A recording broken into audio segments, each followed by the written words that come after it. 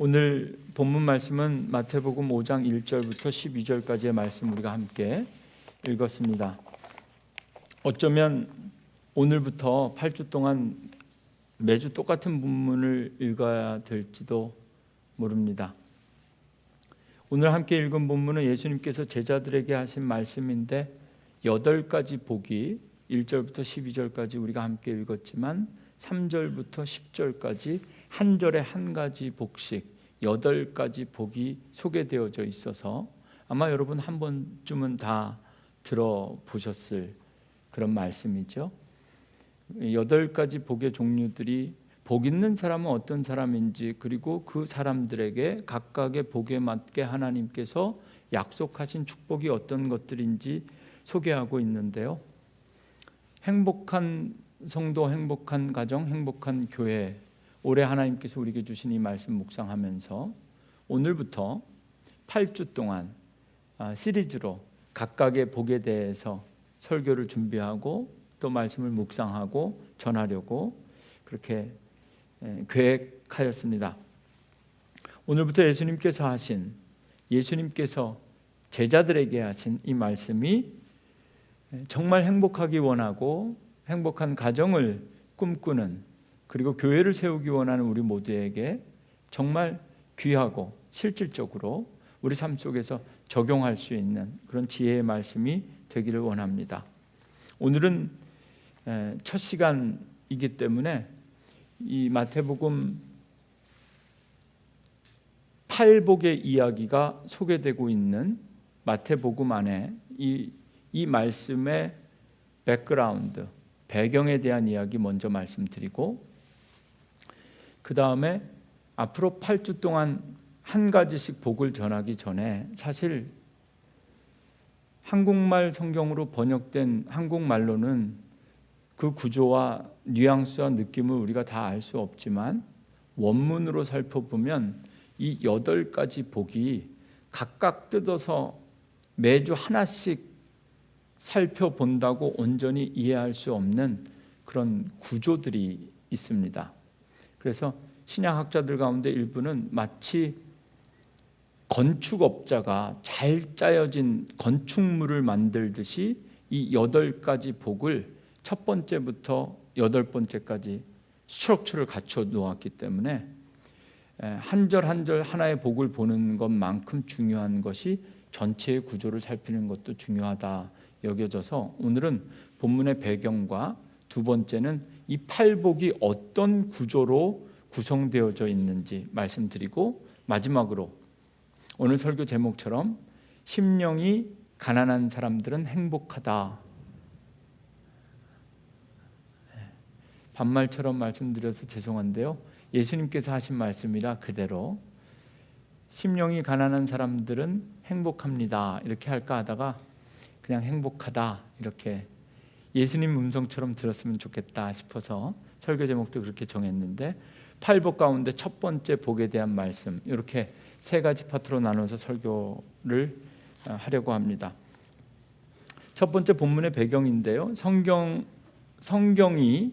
총 66권의 책이지만 이 66권의 책, 모든 성경이 말하는 복음은 오직 하나의 복음입니다. 눈이 오는 날도 다 함께 아멘 하시면 좋겠습니다. 다시 한번 기회를 드릴게요. 성경이 말하는 복음은 오직 하나의 복음이다. 아멘. 네.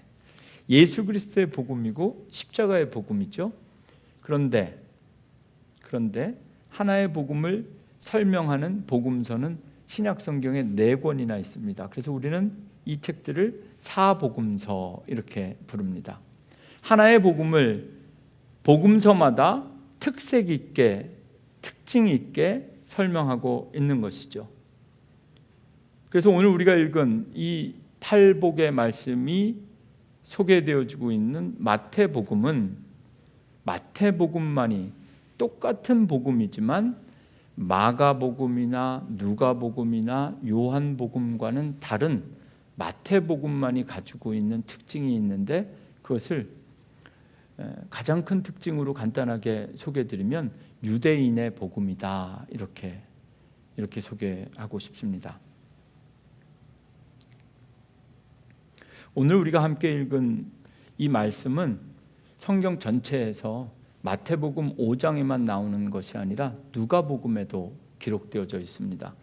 이렇게 똑같은 본문의 내용이 요즘 젊은 친구들 말로 싱크로율이라고 하는데요, 거의 카피 앤 페이스트 되듯이 똑같이 성경의 다른 곳에도 이렇게 기록되어져 있고 소개된 것을 평행 본문이라고 부르는데요, 복음서들은 서로 기록되어지고 정경화되어질 때부터 그 과정 속에서 서로 영향을 주고받았기 때문에 일반적으로는 학자들은 제일 먼저 쓰여진 마가복음이 쓰여졌고, 이 마가복음을 참고해서, 여러분 사복음서를 보면 마가복음이 제일 짧습니다.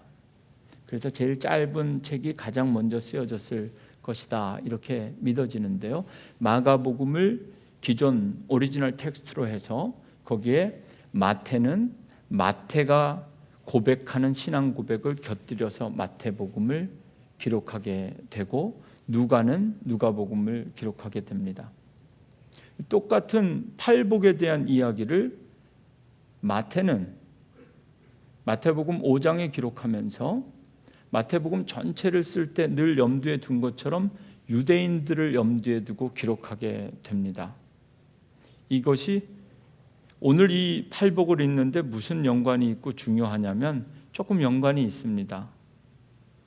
마태복음의 팔복이 담겨져 있는 이 본문을 우리는 산상수훈이다, 산상, Sermons on the Mountain, 산에서 설교하신 거기 때문에 똑같은 본문인데도 마태복음에 기록된 것을 우리는 산상수훈, 산상설교라고 부르고, 똑같은 내용이 누가복음에 기록된 것을 누가복음은 평지설교다 이렇게 이름을 붙입니다.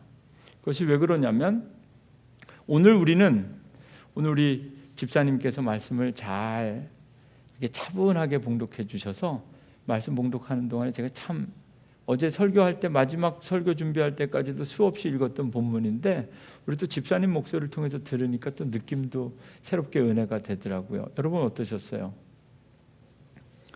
우리는 한국 사람으로서 이 마태복음 5장 1절부터 12절까지 읽으면 우리의 느낌과는 전혀 다른 느낌이 이 처음 마태복음을 읽었을 유대인들에게는 딱 와닿았을 겁니다. 왜냐하면 우리는 아무 생각 없이 예수님께서 갈릴리 호숫가 주변에 있으시다가 산에 올라가서 무리 가운데 제자들을 불러서 이제부터 8가지 복을 설교하셨다, 이게 오늘 본문 말씀의 시작이거든요, 인트로덕션.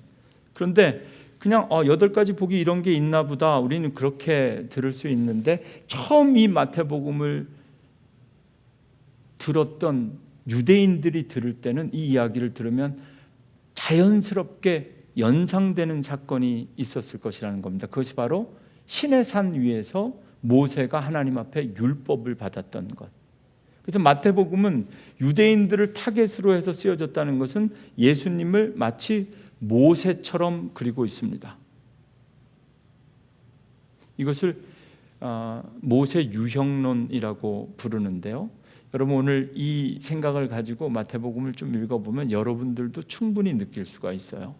모세가 40년 동안 광야에서 숨어서 살았을 때 예수님도 40일 동안 금식하시고, 모세가 태어나자마자 물에 떠내려가잖아요. 예수님도 태어나자마자 숨으로 가게 되는 모든 것들이 마태복음은 읽다 보면 우리에게도 그런데, 그 유대인들은 처음에 들을 때 와, 이거 모세의 얘기와 너무 똑같은 이야기 아니야? 이렇게 연상되고 읽혀지게끔 세팅이 되어 있기 때문에 같은 예수님의 설교를 듣고 제자들이 기록한 복음서 안에서도 마태는 이 예수님의 설교를 마치 출애굽한 이스라엘 백성들이 신의 산 위에서 모세가 하나님의 율법을 받아서 본인들에게, 이스라엘 백성들에게 전달해 딜리버리 해준 것처럼 이 예수님의 설교 말씀을 산상설교, 오늘 이 마태복음 5장은 산상설교를 시작하는 관문과 같은 팔복의 이야기들을 우리가 함께 읽었는데, 이 말씀이 그런 배경입니다. 그러니까 누가복음은 그냥 모세와 같은 이런 지도자들 염두에 두지 않으니까 그냥 예수님께서 설교하셨다 이렇게 하면 되지만 마태는 이 부분을 유대인들이 거부감 없이, 그리고 정말 그들이 믿고 있는 신앙 속에서 하나님께서 약속하신 그 메시아로서의 예수님을 온전히 이해할 수 있도록, 모세처럼 여길 수 있도록 이 본문을 소개하고 있다라는 것이 이 본문을 이해하는 데 기본적인 배경이 됩니다. 더욱더 여기에 더 치밀한 마태의 계획되어진 의도가 있는데요, 예수님께서 하신 말씀처럼 나는 율법을 폐하러 온 것이 아니라 율법을 완성시키러 오셨다. 그냥 단순하게 모세처럼 예수님을 소개하는 것 자체가 목적이 아니라 모세처럼 위대한 지도자처럼 예수님을 이해하고 말씀을 듣다 보면 그분이 메시아고 약속된 구세주다라는 것을 믿음으로 고백할 수 있도록 그렇게 율법의 완성이신 예수님을 기록하고 있습니다. 모세가 시내산에서 받은 그 율법은 하나님과 언약을 맺은 이스라엘 백성들이 장차 어떤 백성들이 되어야 하는지 그 율법이었죠. 그럼에도 불구하고 이스라엘 백성들이 역사를 보면 광야에서도 그렇고 가나안 땅에서도 그렇고 온갖 순환과 포로기를 거치는 이 이야기를 통해서 산산조각나고 상처 입은 것 같은 그 율법이 이 마태복음, 율법의 완성이신 예수님을 통하여 완성되어지는 것이다 라는 것을 마태는 그의 공동체뿐만 아니라 그가 소개하고 있는 오늘 이 마태복음을 통해서 강조하고 있습니다. 산상수훈의 말씀을 통해 새로운 하나님의 백성, 새 이스라엘이 되도록 부름받은 제자들에게 필요한 모습이 어떤 것인지, 특별히 오늘 본문처럼 예수님을 따르던 사역이 막 시작된 지 얼마 되지 않았지만 수많은 무리들이 예수님을 따랐는데 그 가운데서 특별한 제자들만 불러서 따로 떼어서 그 제자들에게 주신 설교 말씀이 오늘 팔복 말씀입니다. 어떤 특별한 제자들이냐면 갈릴리 바닷가에서 예수님을 처음 만난 사람들처럼 새벽 예배 때 제가 그런 말씀을 드렸는데 팬인가 제자인가 수많은 무리들이 있었지만 그런 사람들에게 주신 설교 말씀이 아니라 그들 가운데 따로 떼어서 행복하게 부르신 제자들, 그리고 그 제자들의 특징은 그물을 버려두고 배를 버리고 아버지를 버리고 부르심에 순종하여 예수님을 따라갔던 그 특별한 최초의 제자들에게 너희들에게 나타나야 할 8가지 복, 율법의 완성으로서의, 그래서 이 복을 누리는 사람들에게 약속된 축복이 바로 천국이 그들의 것이다 라는 결론을 갖게 됩니다. 팔복의 말씀을 지금부터 한 주에 하나씩 들으면서 우리가 행복한 사람이 될 수 있는 조건을 확인하는 말씀이 아닙니다. 이 팔복은 행복하게 살 수 있는 8가지 조건을 우리에게 제시하는 말씀이 아니라 예수를 믿는 사람들, 특별히 뭔가 우리 삶 속에서 이 주일에 우리가 할 수 있는 무엇인가를 포기하고 하나님을 예배하는 사람들, 그들에게 나타나는, 주님께서 택하신 행복한 제자들에게 나타나는 8가지 특징들과 그들에게 약속된 축복들입니다. 그러니까 오늘부터 8주 동안 제가 이렇게 날짜를 계수해 보니까 2월 셋째 주, 둘째 주, 한 주 창립 기념주일 특별 설교를 제외하면 오늘부터 3월 말까지 8주 동안 이 팔복에 대해서 저도 공부하고 여러분들도 함께 묵상하면서 한 가지씩 살피는데, 새로운 복의 조건을 파악하는 것이 아니라 이 2가지 관점으로 함께 보셨으면 좋겠어요. 첫째, 이미 내가 누리는 복이 있는지, 8가지 복 가운데 이미 내가 누리고 이미 내가 가진 복이 무엇인지 여러분 세어보십시오. 두 번째, 8가지 복 가운데 정말 내가 사모하고 싶은 복이 무엇인지 고르십시오. 네, 우리 자녀들에게 꼭 요것만은, 요 복만은 내가 신앙과 믿음의 유산으로 물려주고 싶은 것, 여러분 욕심이 많아서 8가지 다 고르는 거에 대해서 제가 제한하지는 않겠습니다. unlimited입니다. 그러나 적어도 하나 8가지 복 가운데 가장 귀한 복, 이것은 내가 가문의 유산으로 삼아야 되겠다 하는 것, 8주 동안 여러분들이 그런 은혜, 이게 생각되어져서 선택되어지는 것이 아니라 강력한 하나님의 은혜와 감동으로 정말 나는 이런 행복한 사람이, 8가지 행복한 사람의 종류 가운데 이런 은혜가 있었으면 좋겠다, 이런 행복을 누렸으면 좋겠다 하는 그런 감동의 순간이 있었으면 좋겠습니다. 이제 배경에 대한 말씀 소개했고요. 두 번째, 이 팔복의 구조에 대해서는 사실 학자들마다 한 2-3가지 구조에 대해서 설명하는 방식이 있는데, 오늘 다음 주에 하나, 이번 주에 하나 좀 나누어서 설명하면서 오늘은 첫 번째 간단하게 하나만 소개해 드리려고 해요. 한국말로 읽으면 팔복이 그냥 각각의 절마다 인디비주얼리 하나씩 독립된 어카운트처럼 여겨지는 8가지 말씀이지만, 그 원래 원문으로 쓰여진 헬라어로 읽으면 구조가 아주 빡빡합니다. 어떤 학자는 헬라어 단어까지 세어봤더니 딱딱 맞아 떨어지는 것까지. 그래서 이것은 그냥 하나씩 따로 떼어서 읽힐 것이 아니라 팔복이 처음부터 끝까지 잘 짜여진 건축물처럼 구조물 속에서 이 마태가 8가지 예수님의 복의 선언을 통해서 정말 강조하는 복이 무엇인지 우리가 봐야 된다 하는 여러 가지 구조적인 분석들이 있는데, 그 가운데 첫 번째는 저는 오늘 크게 2파트로 나누어서 설명하려고 합니다. 첫 번째 복부터 3번째 복까지, 그리고 4번째 복부터 마지막 복까지, 그러니까 8가지 복을 처음에 3가지를 한 파트, 그리고 이어진 남아있는 5가지를 2파트로 나누어서 2가지로 나누려고 하는데요. 먼저 이 팔복뿐만 아니라 오늘 신약 성경 공부하는 시간 같은데 갑자기 아주 짧게만 제가 설명을 할게요. 여기 이 본문뿐만 아니라 성경을 읽다 보면 시편 같은 것 보면 한국말로 번역되는 순간 모든 게 다 날아갑니다. 그 뉘앙스를 지킬 수가 없습니다. 왜냐하면 시편이 히브리어인데 히브리어 시를 쓰면서 첫 글자를 우리 이렇게 그게 뭐죠?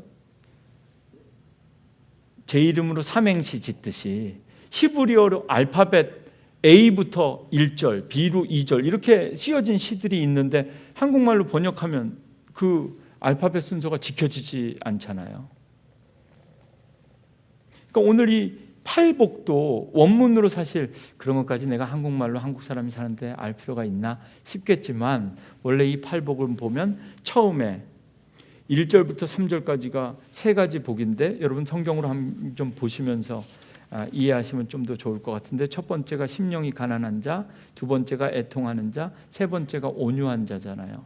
이거 헬라어 단어로 그 첫 번째 쓰여진 단어를 통해서 보면 샌드위치 구조처럼 쓰여진 3가지 복입니다. 여러분 햄버거 주문하실 때 이 가운데 뭐가 들어가느냐에 따라 햄버거 이름이 정해지는 거 아시죠? 첫 번째 심령이 가난한 자와 3번째 온유한 자는 샌드위치처럼 빵처럼 이렇게 단어 의미가 쌓여져 있는 거, 그 가운데 들어가는 것이 애통하는 자. 그래서 이 2가지 구조적으로 나누는 이 이론에 의하면 2파트로 나눌 때 첫 번째에서 가장 중요한 복은 무엇인가? 애통하는 자는 복이 있다. 그들이 위로를 받는다라는 것에 집목해야 된다라고 합니다.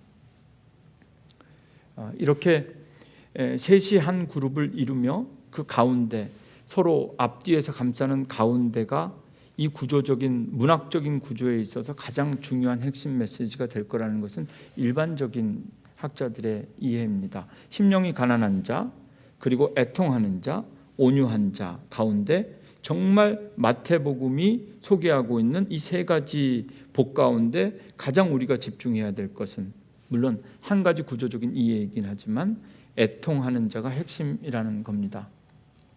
이런 관점에서 보면 여러분 심령이 가난한다는 것은 하나님을 향한 것이죠.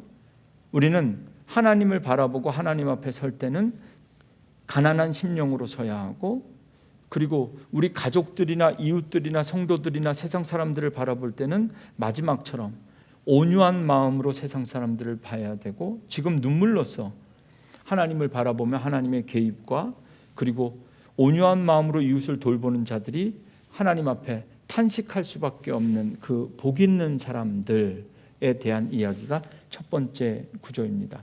그리고 두 번째 파트는 팔복 가운데 남아있는 5가지 복인데요.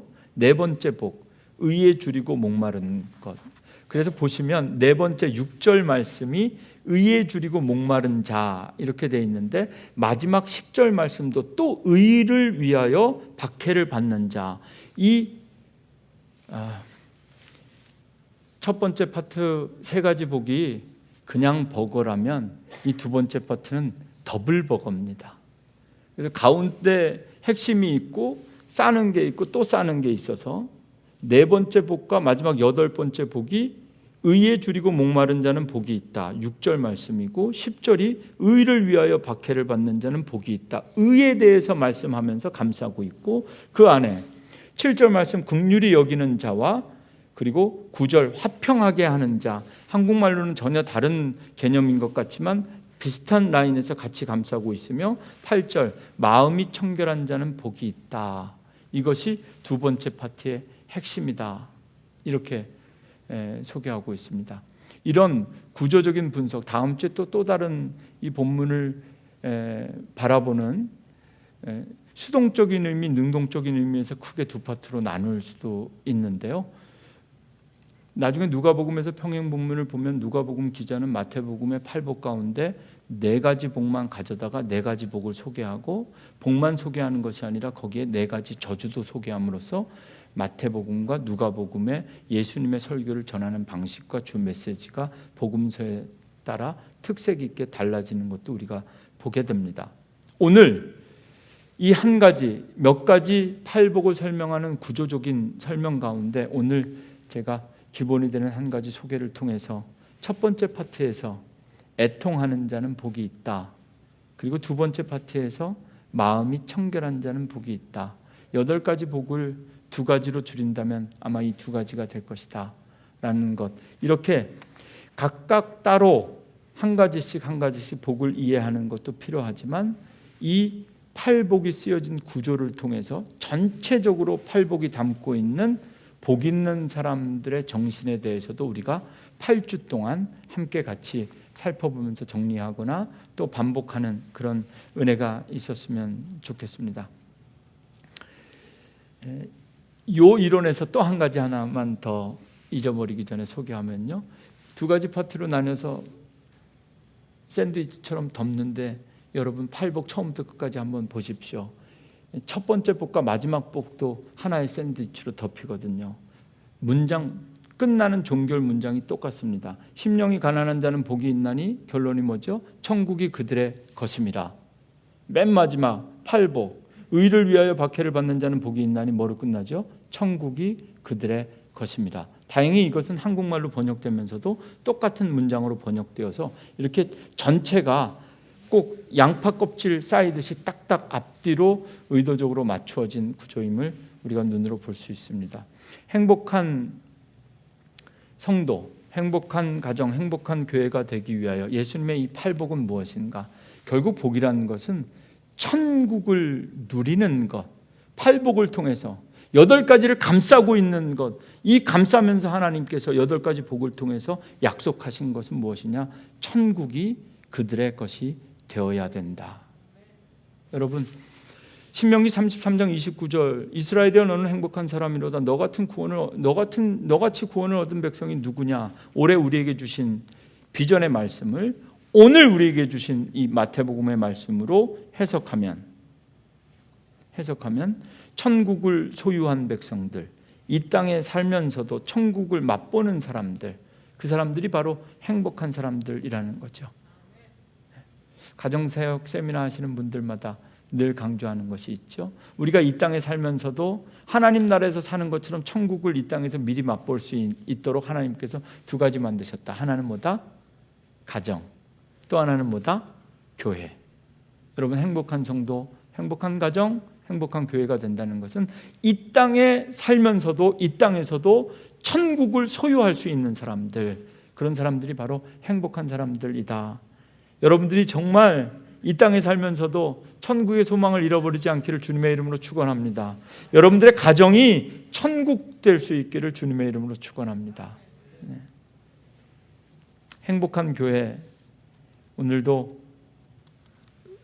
눈을 뚫고 이곳까지 오셨는데요. 주일에 교회 오실 때마다, 그래서 어제 이 설교 준비하면서 그런 기도가 되었습니다. 하나님, 우리 교회 성도들이 주일에 교회 오실 때마다 마치 천국을 다녀가시는 것 같은 기쁨이 있었으면 좋겠습니다. 아멘. 네. 여러분, 오늘 천국 다녀가시는 겁니다. 교회 오실 때마다, 그리고 여러분들에게 허락하신 여러분의 교회가 이 땅에서 천국을 맛볼 수 있는 그런 귀한 성전이 되어야 할 줄로 믿습니다. 이제 배경과 구조에 대한 설명 말씀드렸는데요. 시간이 거의 다 갔습니다. 마지막 이제 첫 번째 복에 대해서 아주 간단하게 말씀드리겠습니다. 마태복음이 전하고 있는 팔복과 누가복음이 전하는 같은 팔복의 내용 가운데서 아마 가장 큰 차이를 설명한다면 이 첫 번째 복에 있습니다. 마태복음은 여러분, 우리 3절 말씀 함께 설교 끝나기 전에 한번 읽으시면 좋겠는데, 오늘 첫 번째 복에 대해서, 오늘은 첫 번째 복에 대해서 짧지만 강력하게 우리가 좀 은혜 받아야 되니까 본문 3절 말씀, 우리가 확실하고 분명하게 이해하고 한 주 동안 붙잡아야 될 말씀 함께 읽으실까요? 시작.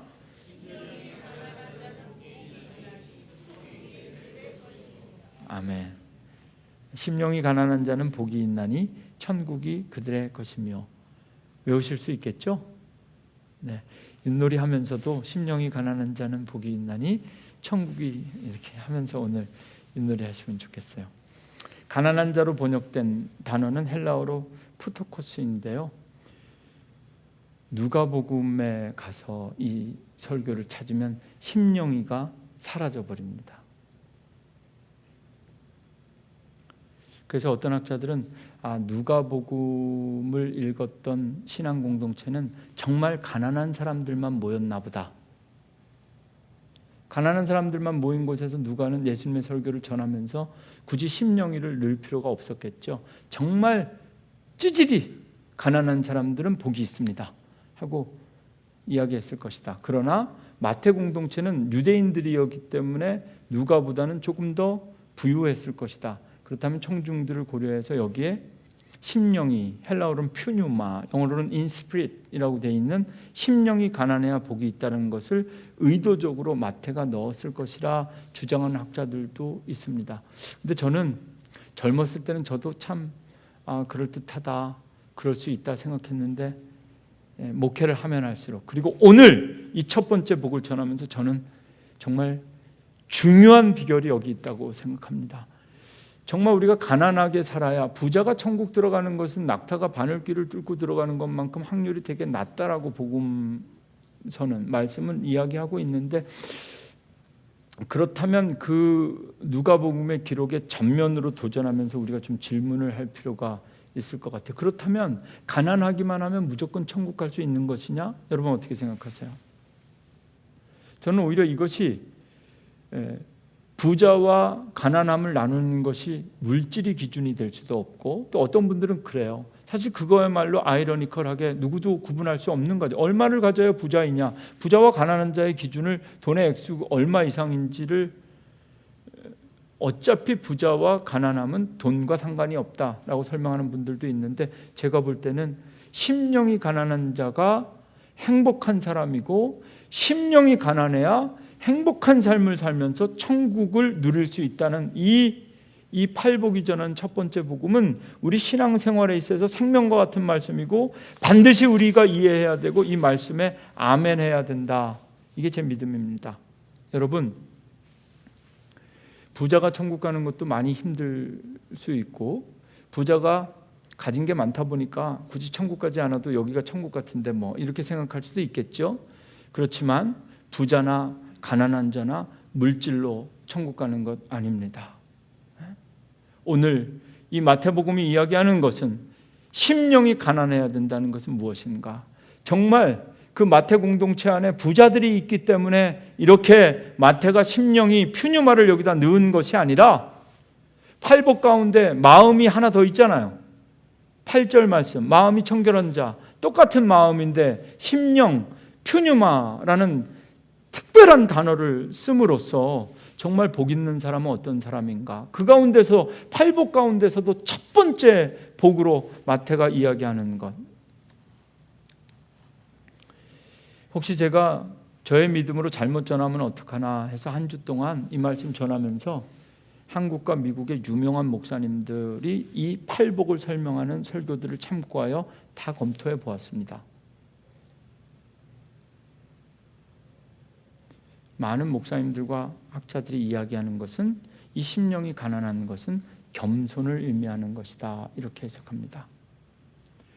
근데 이것 그냥 겸손이 아니라 제가 오늘 설교를 위해서 여러분들에게 편안하게 좀 더 쉽게 붙이고 싶은 것은 심령이 가난하다라는 것은 여러분 영적인 겸손을 의미합니다. 실제로 가난하고 부하고 물질과는 전혀 상관이 없는 개념입니다.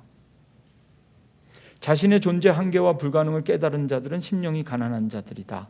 이 땅에 살면서 내가 가진 물질이나 명예나 사람이나 권세로는 진정한 행복을 가질 수 없다라는 것을 인정하게 되는 사람들이 심령이 가난한 사람이다.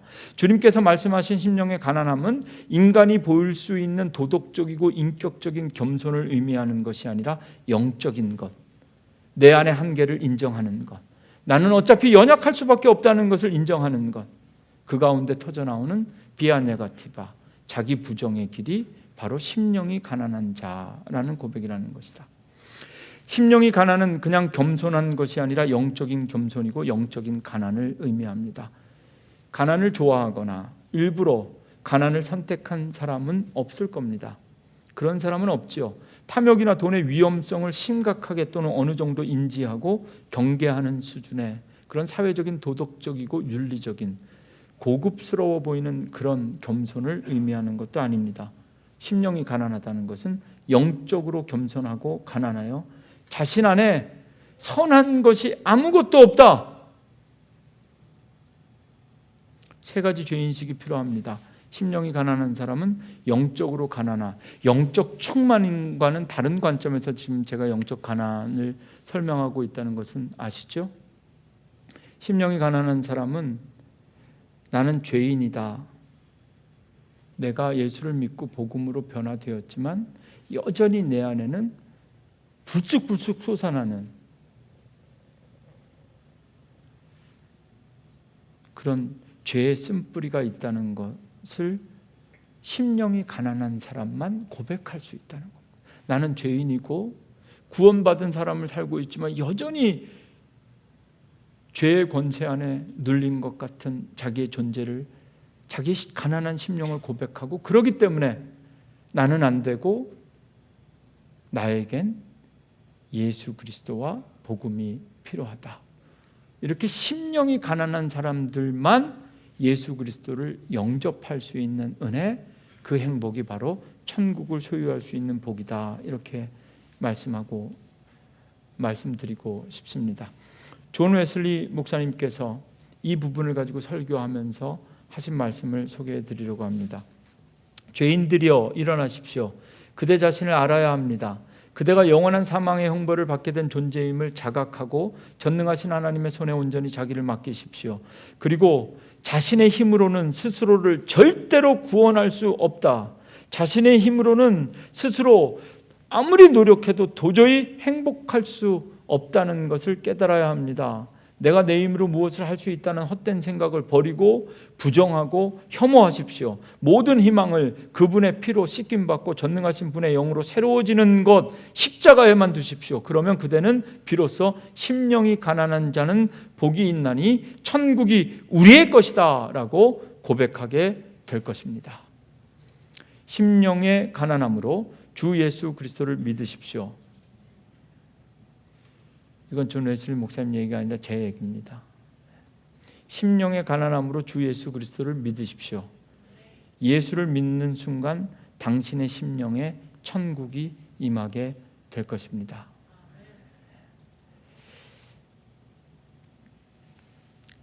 오늘